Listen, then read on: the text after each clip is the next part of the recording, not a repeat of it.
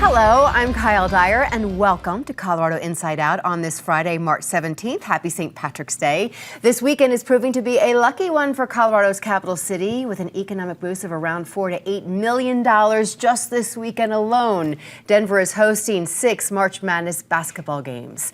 Let me introduce you to our team for tonight. Here on Colorado Inside Out, we have Patty Calhoun, founder and editor of Westward, Tyrone Glover, civil rights and criminal defense attorney here in Denver, as well as McReynolds, former director of elections for the city and county of Denver and a leading expert on election administration and policy, and Chris Rourke, managing editor of Denver Business Journal. Thank you all for joining us. The game of politics is really at play in Colorado right now, not only with work being done in the legislature, but we have the Denver mayor's race and the new direction for the Colorado GOP. Patty, Dave Williams will now lead the Republican Party in Colorado for the next 2 years. And I think it's not going to be in a good direction for the Colorado Republican Party. We forget that at one point we actually had Colorado had Republican governors. We had Bill Owens. We had Republican senators. The Colorado Republican Party had reasonable people in the leadership, which we are not seeing now. By electing Dave Williams, let's go Brandon Dave Williams, and I'm sorry you didn't put that under any of our names on tonight's crawl. They elected the only person who can make Tina Peters look reasonable. He's an election denier. He will not admit that the election was fair, which we have all accepted that Colorado has the gold standard for elections. There are plenty of reasonable Republicans in Colorado, but the problem becomes with this group leading the party, it will become harder for them to be elected, to win, to get primary nominations.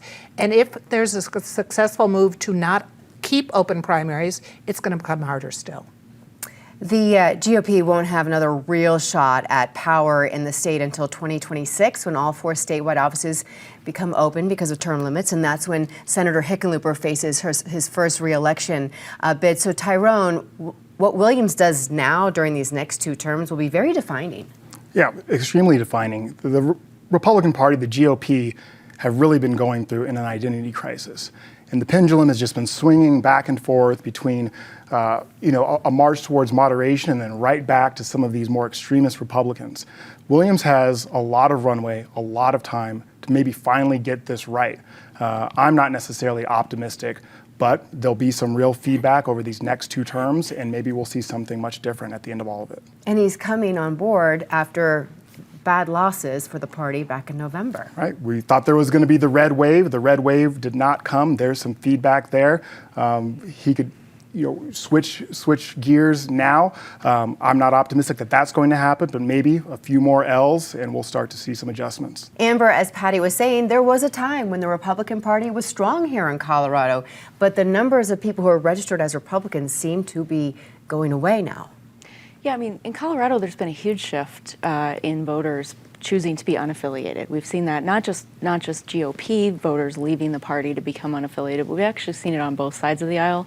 Growth has been tremendous. There's now 45% of the state is independent. They're politically independent. And until I think the Republican Party recognizes that shift has happened, and also that democracy is an important issue for voters. Last year, a lot of polling was done nationally, and democracy was a top issue for the first time for voters across the country of all political persuasions. And right now, they're still peddling conspiracies and disproven facts about the election process. And until there's a shift there, I don't think voters are going to react nicely to the party if it continues down that path of embracing extremism.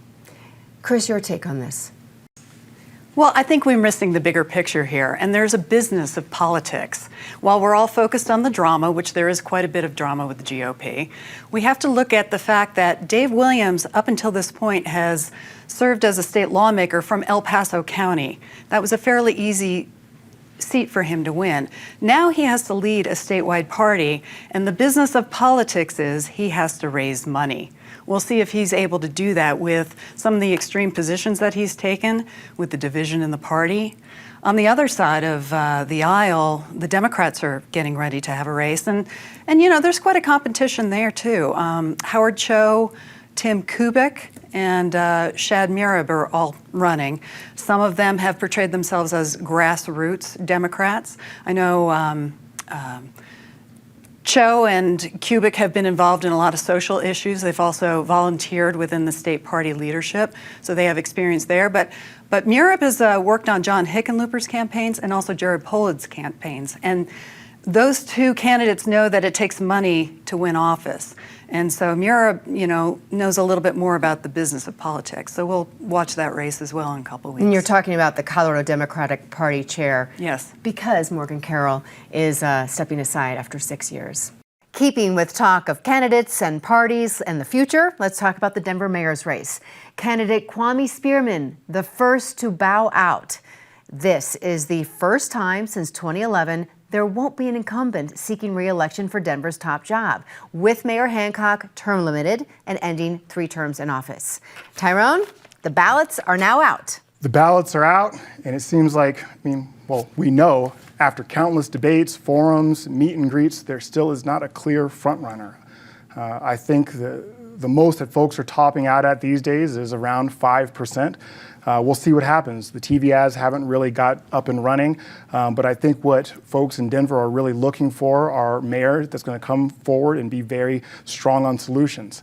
Solutions to the housing crisis, to unhoused folks, and getting them some form of shelter and guns as well. Those are really some big leading issues, and we'll see who eventually breaks away from the pack. You're not seeing anyone breaking away just yet? Not yet, but I haven't gotten all of those flyers on my doorstep, and I haven't been seeing the TV ads inundating my nightly TV primetime watching. So I think once those start to come, we'll start to see some clear leaders. Yeah, there are only like a handful of ads. I'm curious if some of the other candidates will get out there with ads. Yeah. Amber, I'm very curious because you have used to run elections for the city and county of Denver. What is your take on this season? Well, I think first off, we have a very large pool of candidates, and one of the voting reforms that I think Denver could certainly benefit from on this to save taxpayer money, but also make sure that the will of the voters is reflected and voters have choice in the process is to institute ranked choice voting. Minneapolis has had this, New York City did it, San Francisco has, a number of cities, now Seattle and Portland have also passed this initiative. And the goal there is to make sure that all voices and all choices are heard in the process. And when you have a large field, a lot of times, people are like, oh, I like this person, but I also like this person. Maybe I like this person's second best. And a model like ranked choice voting can save taxpayers money by consolidating the race. And that often produces a far greater outcome that's representative of the people of Denver. I don't know if you saw the 9 News debate this week. That was a question asked of the candidates, like who among you would support it? And there was a fair number of people, wasn't it, that supported their hand for ranked choice voting? Yeah, we'll see. It's certainly candidates that have used it in these other cities love it because, number one, it saves them campaign money time because you have 2 campaigns essentially to run when you have a runoff. But also, it's a more positive way of politics because you're also encouraging people to choose you second or choose you third if you're not their first choice. And Chris, there is one Republican, and we haven't had a Republican mayor in Denver since 1963. Do you think Andy Rougeau is going to buck this trend and make a splash? No. Did you want me to elaborate? I think I said this on the last time I was here. We talked about Andy Rougeau. Look, he's a traditional Republican. I actually caught one of his commercials. It's very traditional messaging, Republican messaging. We're talking about the city of Denver, where 10% of the registered voters are Republicans.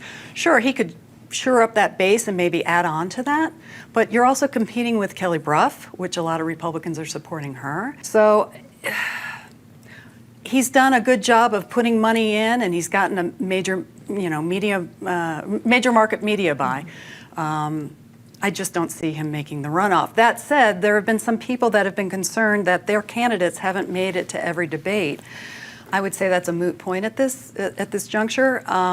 Unless candidates have enough money for a major market media buy, it doesn't look good for them. We'll see how Rougeau does. Like you say again, the business of politics, right? Yes. It's a business too, yeah. Patty, your thoughts so far on this race, how it's transpiring? Just to go off of Andy, he was one of the few people during that 9 News debate who said he would serve 3 terms if he could. Mm-hmm. Everyone else actually got, I think, where the electorate is, which is we are tired of 3-term mayors. Money is not as important in Denver in a municipal race as actually having the right message and a message that catches fire with people. What we're seeing with the 5% is that no one has a message or a persona that has caught fire yet with the voters. We might still see people identify themselves a little more strongly, but you're not seeing people who are enamored of Hickenlooper or of Pena back in 1983, who was such a dark horse candidate and basically won it with a great message and lawn signs. And with lawn signs and social media, you can still get around having to put out big money. You need a good message, though, and we haven't seen it yet.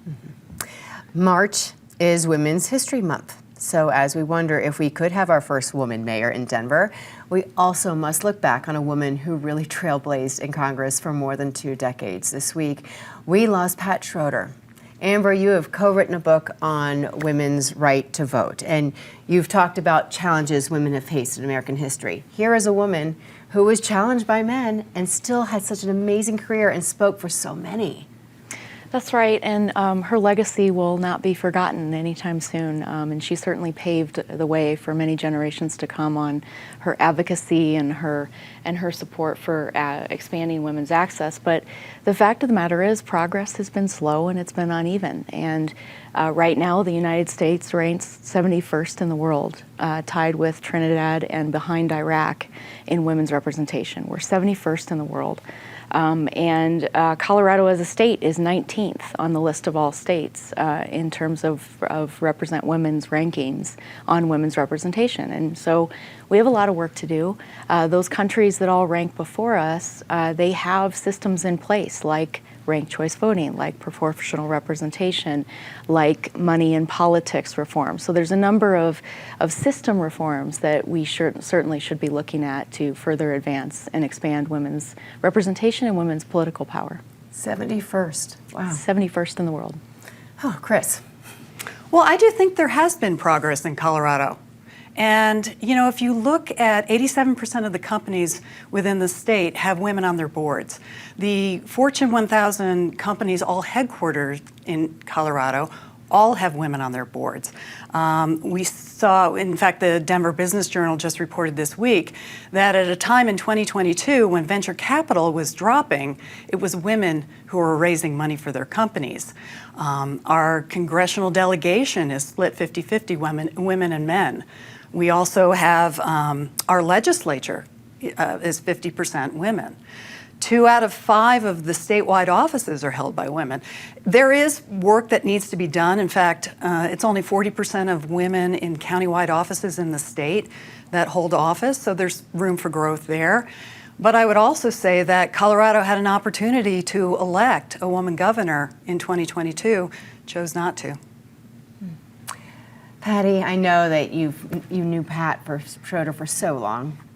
Well, Pat had been in office for 5 years, I think, when we started Westward. And it's not just enough to be a woman politician. How about being a great politician in general? And Pat Schroeder was so good. She was good on the national sphere, first woman on the Armed Forces Committee, and she had to share a chair with the first black because the chairman wouldn't give them 2 seats. I mean, we forget what it was like in the 70s when she went into this good old boys network. She fought smart and hard. She was fierce and she was funny in Washington. And we can't forget what a good job she did here in Denver. She hired a great staff. You knew if you had a problem, people went to Pat Schroeder's office and those staffers took care of you. You know, when we did the Best of Denver, she sent a smiley note to every winner. You remember Pat Schroeder was always doing the smiley notes. She was funny. She talked about, I'm not going to get it exactly right, but she had a uterus and a brain, and she could use both. She really led the way, and I wish half of our politicians were as smart and as connected and as commonsensical as she was, and we would have a better delegation. We trade Pat Schroeder for Lauren Boebert. That's not a fair exchange. She was groundbreaking and someone we should celebrate for decades to come. Mm-hmm. Tyrone's the only guy here tonight. Your thoughts? Well, I would echo Patty. She's an inspiration to us all. When I moved out to Colorado a couple decades ago, there was just something about this state, something about the city of Denver. There was a can-do attitude. There was this sense that you could have a place here if you were willing to do the work. And learning about great Coloradans like Pat Schroeder, who fought the good fight, who led boldly, it's no surprise that I felt that sort of energy and her legacy in the state. I'm wondering who is out there now that might be able to follow the same kind of path, A lot of the women who are serving today are doing so because of what she did and what she set forward. All right, now let's talk about what's going on over at the state capitol. It has been a busy, busy time. We are halfway through this session. Around 475 items have been introduced so far. Chris, the DBJ, wrote a lot about the job training scholarship bill that was introduced this week. Yeah, in fact, there are two bills that are going to be introduced, bipartisan bills. The governor announced it in a press conference this week. One bill is going to implement a zero-cost training program. They're going to invest $39 million in it, and it's going to impact about 20,000 Coloradans. It's going to provide training in areas such as education and firefighting and Forest Service work, areas that have been really challenged with the labor shortage. Another bill is going to provide $1,500 in scholarship money, and it's not just for higher education. It's for any kind of continuing education, after high school. I think what I really liked about this piece of legislation was it's truly bipartisan. A lot of times we talk about bipartisan bills going in and it's perhaps one party pushing something and they get one person from the other side of the aisle to sign on and they call it bipartisan. But here you had a press conference where Jared Polis was announcing this up front, and he was flanked by Representative Julie McCluskey and then Senator Paul Lundeen. It was quite a display of where you have, some major Republican names and Democrat names standing together to bring forth these bills. That is good to see, isn't Yeah. it? Patty, we saw at the beginning of the week a lot of action on some of the gun violence prevention bills. Well, I'm a little nervous to talk about guns because when we did it last week, we apparently inspired a filibuster that went very, very late and made everything we had said obsolete. So let me say we're looking at the anniversary of the Boulder King super shootings next week on March 22nd.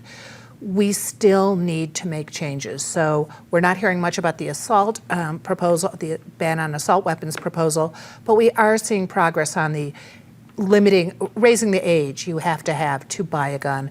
We're looking at a longer waiting period to buy a gun. And we're definitely looking at an expansion of red flag laws and how to figure out what is going to set off these troubled people and can we stop them before we see another mass tragedy, another domestic violence incident. Just what can we do to stop it? And we need to find out. Mm-hmm. Tyrone, the robust discussions we've been waiting for this session are all here. And there are some now we're talking about defense and safety and the way we treat some people who are accused of crimes. Certainly, and one of the bills that I'm following closely as a civil rights and criminal defense lawyer is the police interrogation bill. Just passed the House, it should be introduced in the Senate soon, but similar to some of the legislation that's led up to it, it's seeking to introduce more integrity to law enforcement and law enforcement tactics. I cut my teeth as a juvenile public defender, and the juvenile system of justice here in Colorado is not supposed to be so much punitive as it is to be rehabilitative. And so really looking at our investigative practices, making sure that there is both trust and truth between the community and law enforcement, because many of those parents, when a child gets in trouble, they're looking to probation officers, to judges, to GALs, and to law enforcement for some guidance to get their loved one back on the right track. We need trust, we need truth, we need to look at people's backgrounds and where they come from and sort of some of the lessons and things that they've experienced with law enforcement. There is a lens that they are proposing where you even look at this as like a reasonable black child. It's not like a reasonable, any child off of the street. So it's a really, I think, interesting bill that's going to introduce even more integrity into law enforcement tactics, and hopefully does well in the Senate. Let me ask you, Amber, also, what else are you watching in the legislature right now? Well, so first, as an unaffiliated voter, I actually love seeing the bipartisanship in the bills that, that do prioritize Coloradans, prioritize solutions, prioritize addressing the challenges before us, whether that's on safety or education or healthcare, whatever that might be. So it's great to see that energy in Colorado, because that's not the case in a lot of parts of the country where I work. One of the other issues that I think is still important, we're running out of time to do it, but one of the state senators, so Jeff Bridges, was looking at this issue, which is ranked choice voting for presidential primaries. And with Colorado's bill and Colorado's law now, we have a presidential primary process. We have a large pool of candidates, like we did in 2020. Might see that again. We saw it in 2016 as well, before we had the open primary. But when you have a large pool and you're on the calendar where we are, candidates drop out and voters choose candidates and turn their ballot in, and then they lose their ability to vote, basically, because their ballot gets not counted in that process. So I think ranked choice voting for the presidential primary would be an immense improvement to Colorado's model. It'd be great to see that get done this year. I remember you saying that a couple months ago, that you expected to be introduced. Why hasn't it been introduced yet? There's some challenges with the county clerks and with the Secretary of State, and they were concerned about timing. But the good thing is our system here actually is RCV ready. There would need to be some modifications to how results get reported.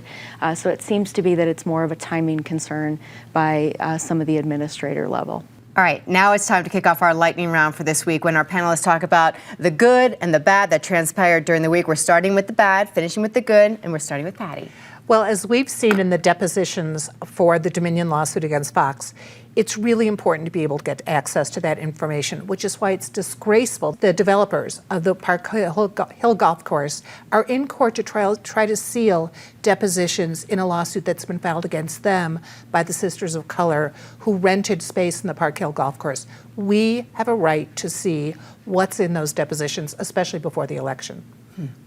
Tyrone. I'm going to go with the weather. It was 70 yesterday. It's snowing today. The folks at home can't see, but I hobbled in here on crutches, so my ski snowboard season is over. I'm ready to sit in the park with a nice cold drink. I think we all are. Thank you for coming in on crutches. We really appreciate it. He was doing an amazing trick on his snowboard when this happened, by the way. Right? Yeah, fabulous snowboarder he is. What kind of set you off that wasn't great to see this week, Amber? Well, I'm going to say, so I drive my kids around for lots of sports activities, and I take a number of kids along with. So what I have noticed over the last probably couple months is drivers are particularly aggressive around rush hour or after, and I guess I just want to encourage people to be considerate, especially of those of us driving kids around all over the city for lots of activities, to be cautious and thoughtful and not as aggressive, because there's lots of kids on the roads in these cars, and it's really frankly abhorrent to kind of see some of these drivers act the way they do. The red light runners, I feel like it's every dangerous. light there's a red light runner, right? Yep. All right, Chris.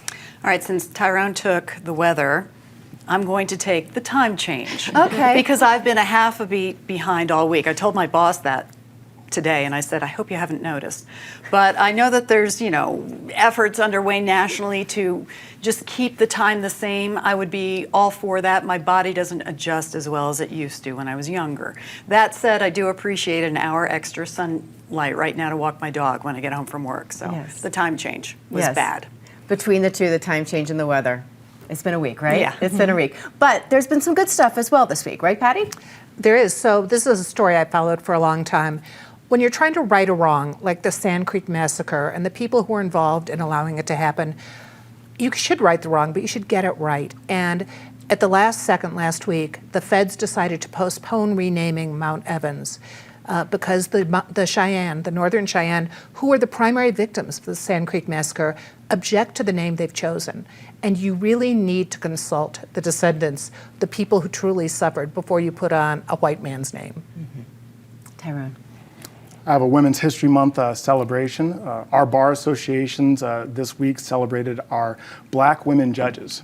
In 2019, there was a deficiency of diverse judges on our bench, and there was really kind of a call to the legal community to essentially storm the bench. And it was Black women lawyers in Colorado who answered that call. And from 2019 forward, I think 12 of the 15 sitting black women judges were appointed. So they answered that call. It was a monumental effort, so much so we got national recognition from Essence magazine. So I'm celebrating them today. That's great. Thanks for sharing. That's wonderful. Amber. I'd say Denver ballots being out is mine this week. I'd encourage everyone to get their ballots in as soon as possible. That helps the election office, and also let's get a nice high turnout for Denver's mail ballot election coming up for mayor. Yeah. Okay. Well, I was going to pick the 35 bison that were returned to tribal nations this week, but I thought Patty would take that. So I'm not going to use that. But I learned before this show that Amber and I are both alumna of the University of Illinois in Champaign. And in a sea of CU, buffs here in Colorado, it's so nice to find a fellow alumni. There you go. You're a buff. You're a buff. Okay. All right. Thank you all for coming. We appreciate it. And thank you all for watching at home as well. We definitely appreciate you being involved every week in our conversations. You can always catch the show or share it with a friend anytime by going to pbs12.org. And Denverites, our site is a great place to visit to get to know the mayoral candidates through our Humanize series, where you're going to discover the personal sides of the people who are running for mayor. It's a great insight that maybe you're not getting in a debate. So I definitely encourage you to check it out. I'm Kyle Dyer. Again, thanks for watching. I'll see you next week right here on PBS 12.